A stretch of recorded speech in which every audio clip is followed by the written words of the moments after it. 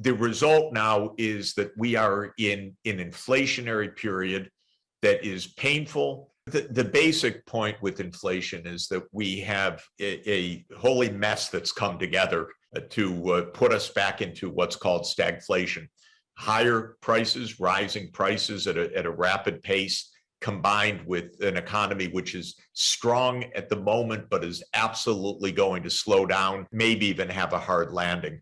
And worldwide will have more inflation and even another downturn. Europe probably is already in a downturn because of the war hitting Europe even harder. Well, I came into economics actually 42 years ago when I joined the faculty at Harvard University. My first book was called The Economics of Worldwide Stagflation. It was studying this kind of phenomenon. The 1970s was a period of war, the Yom Kippur War in Israel against its Arab neighbors, for example, the Arab oil embargo, which is not so different from what's happening now, a breakdown of monetary arrangements, which were then called the Bretton Woods system, because it was under the IMF that the US dollar played a particular role in international monetary affairs. So there was this incredible confluence of monetary, fiscal, geopolitical, and resource shocks that came together and produced a stagflation. So here we are again. We are in a stagflationary mode.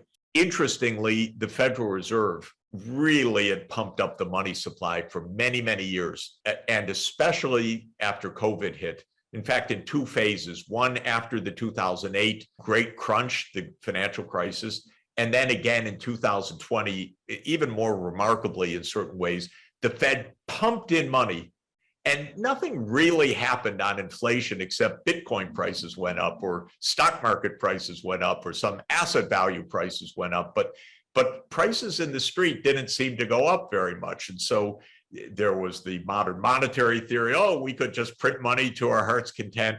And as a monetary economist, I was scratching my head, frankly, saying, how could the money supply go up so much and not have inflation? Well, there is some mystery to that. There remains in disentangling all of this. But I would say the following.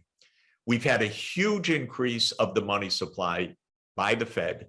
We've had two huge supply shocks, COVID and the war. And the result now is that we are in an inflationary period that is painful and that is familiar in certain ways, more familiar perhaps than how macro looked 2 or 3 years ago. And what does all of this mean? It means, first of all, the world economy is unstable. That goes along with the war also. That goes along with the sanctions regime. That goes along with geopolitical tension. I don't like any of it because it makes everything much harder and it really hits poor countries very, very hard. So we're going to have a lot of debt crises coming up if we don't decisively take measures to head those off. Second, the inflation's likely to continue for a while because the underlying factors are not going to go away. Third, we need to sort out the basics. For me, the first basic is end this war. Second basic is end the taunting and the provocations of China, and some specific measures like the Trump tariffs that were put on Chinese goods that raised prices, by the way, but also created a trade war.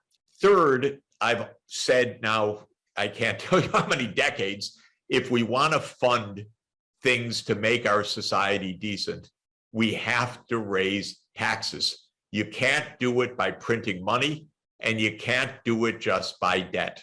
So this is a third point that becomes quite important. All really important good things, like decarbonizing the energy system, are affordable by definition. We can't afford not to do them. We will completely wreck the planet.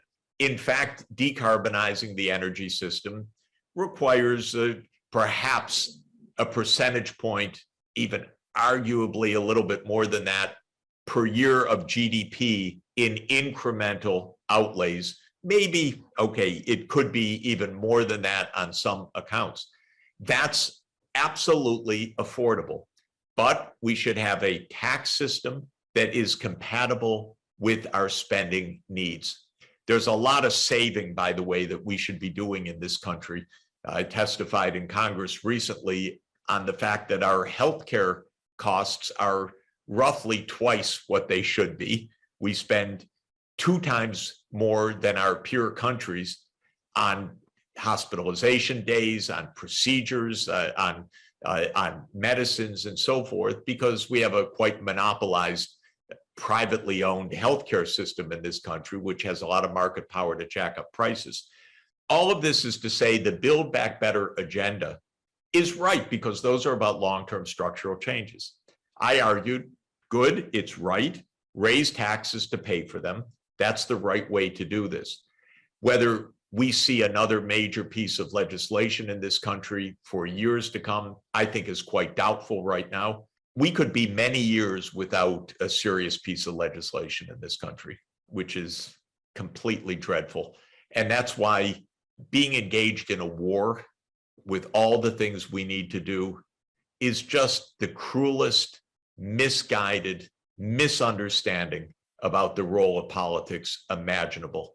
And I just am so disappointed in Biden and so disappointed in his mindset that he didn't understand that we need to rebuild the United States, cooperate with other countries, and use diplomacy to head off war, not just Stinger and Javelin weaponry to head off war. And I find it extremely disappointing that we are where we are, and very dangerous. No, we're definitely in rough waters. We're in a crisis. The crisis will get worse in the coming months, and it could get far worse. We're experiencing stagflation, meaning that there are rising prices at the same time that output is falling in many parts of the world. Europe is already in a downturn.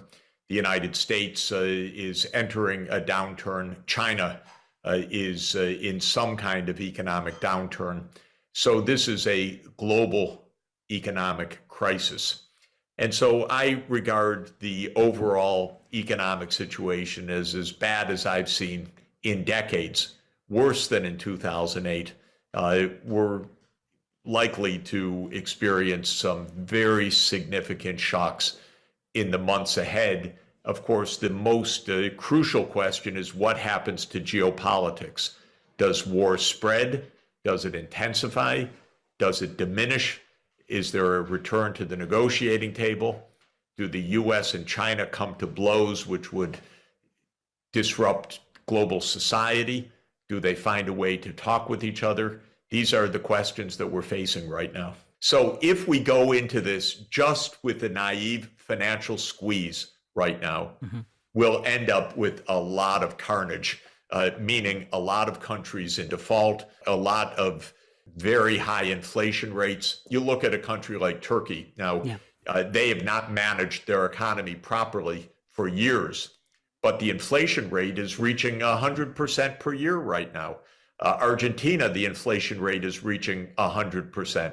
There will be other countries experiencing this kind of runaway inflation. Maybe Ukraine is going to have a hyperinflation by the end of this crisis. Of course, we don't know. So central banks and their wisdom or lack of wisdom will determine a lot. In 2008, the Fed and the US Treasury stupidly drove Lehman Brothers into a bankruptcy one weekend in September 2008, and it cost the whole world trillions of dollars, that technical mistake that they made. And so when you're in a crisis, the first thing to say is these institutions are not so reliable. They're not so smart. They're not so foolproof that they necessarily avoid real damage. I'm basically saying don't print money. I've never believed in that because you just get high inflation, but rather let's get a financial solution that doesn't condemn the country to default or to bankruptcy or to extreme austerity.